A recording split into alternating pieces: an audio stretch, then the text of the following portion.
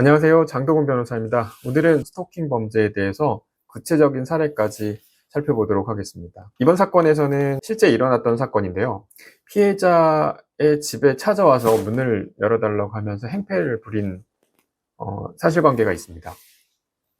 구체적인 사례를 같이 살펴볼 것이고요. 그 사례에 따라서 실제적으로 잠정 조치를 하고 그리고 스마트워치를 받고 이렇게 진행됐던 사건입니다. 피해자의 신고를 받게 되면서 스토킹 처벌법에 따라서 어떤 것이 스토킹인 것인지 이런 구체적인 정의와 함께 살펴보도록 하겠습니다. 우선 피해자가 신고를 하게 되면 스토킹 처벌법 제3조에 따라서 사법경찰리는 진행 중인 스토킹 행위에 대해서 신고를 받은 경우 즉시 현장에 나가서 다음 각호의 조치를 취하여야 한다라고 해서 서면 경고, 그리고 피해자와의 분리 및 범죄 수사, 그리고 긴급 응급조치 및 잠정조치 요청의 절차 등의 안내, 그리고 피해자에게 상담소 또는 보호시설로 인도 등의 조치를 즉시 하도록 되어 있습니다. 아래와 같이 이제 스토킹 처벌법의 정의를 보면 스토킹 행위가 과연 무엇인지 정의를 해야 되는데요. 상당히 구체적으로 보호해야 될 피해 사실을 구체화하고 있습니다.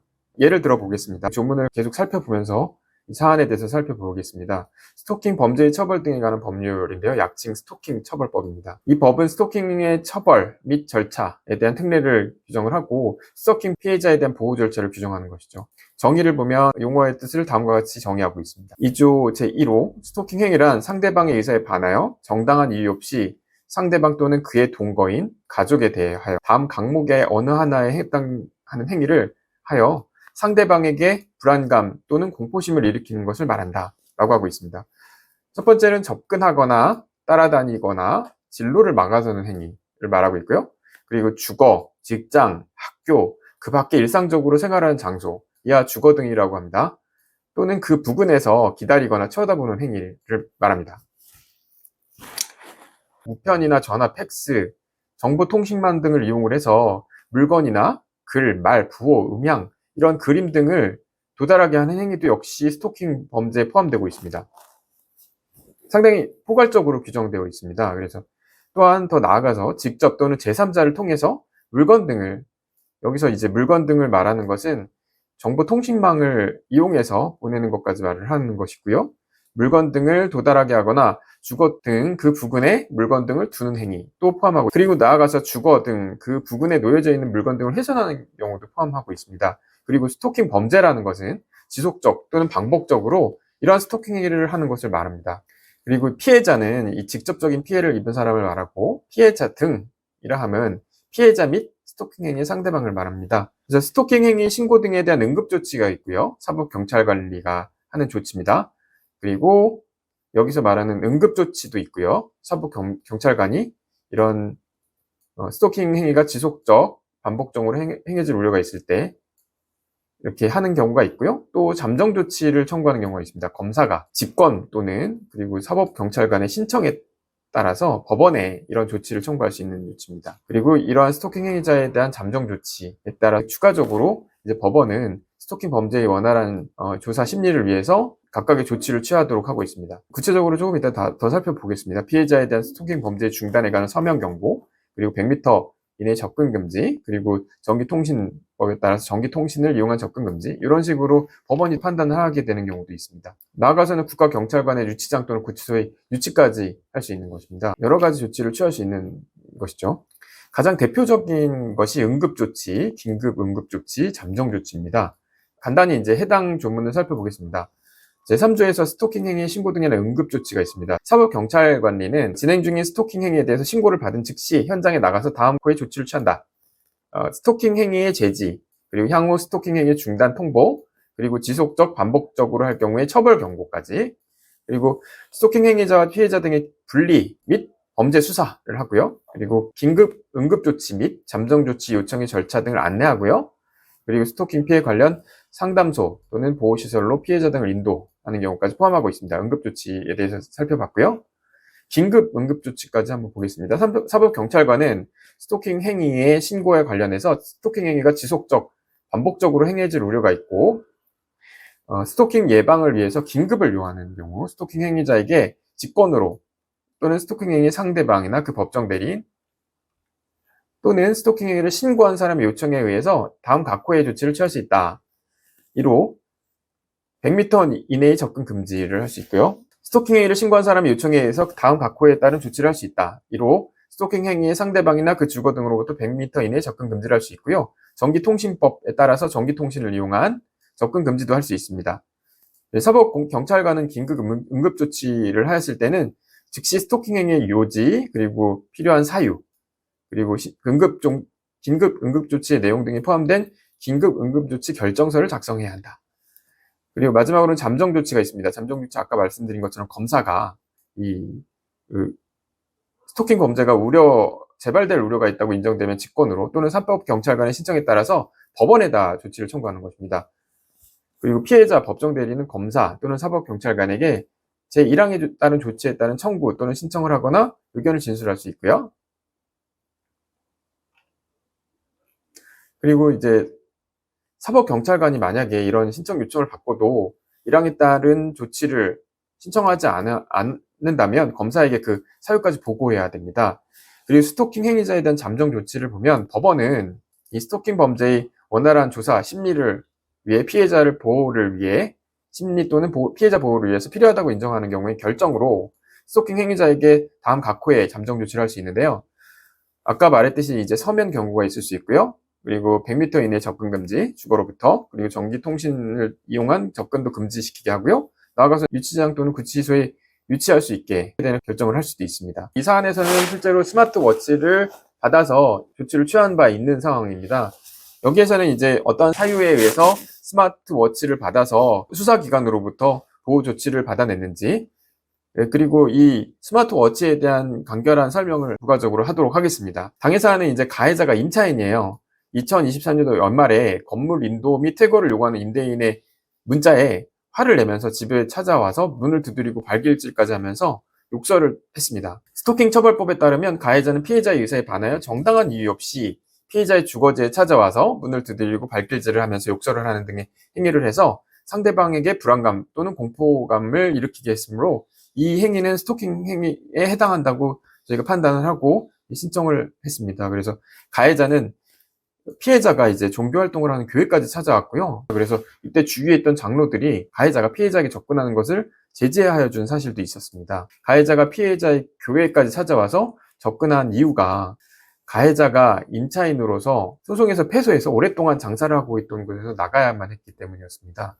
여기에서 이제 원망을 가지고 있었고 여기에 대해서 장사도 못하고 쫓겨나게 됐으니 임대인에게 가서 이런 접근도 하고 계속 쫓아다니고 불안감을 조성했던 것이죠. 이렇게 불만을 품고 있었던 가해자가 임차인이 피해자가 자주 다니던 교회나 학교에 예고도 없이 찾아와 만나자고 하면서 소리를 지르는 일로 인해서 피해자는 이제 신변의 의혹까지 느끼게 되었습니다. 피해자가 여성이고 고령의 임대인이었습니다.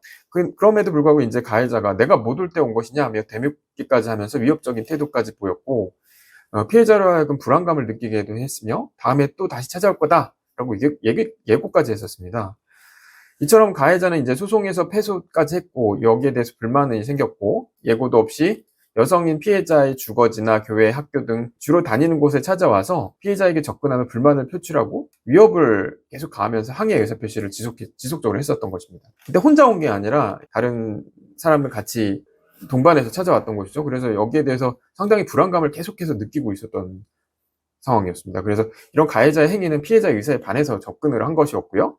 종교 생활을 영위하는 등 일상적으로 생활하는 장소인 학교나 교회나 이런 곳에서 피해자를 기다리거나 지켜보는 행위에 해당되기도 했고요. 이로 인해서 피해자에게 불안감과 공포심을 충분히 불러일으킬 수 있었던 사안이었습니다.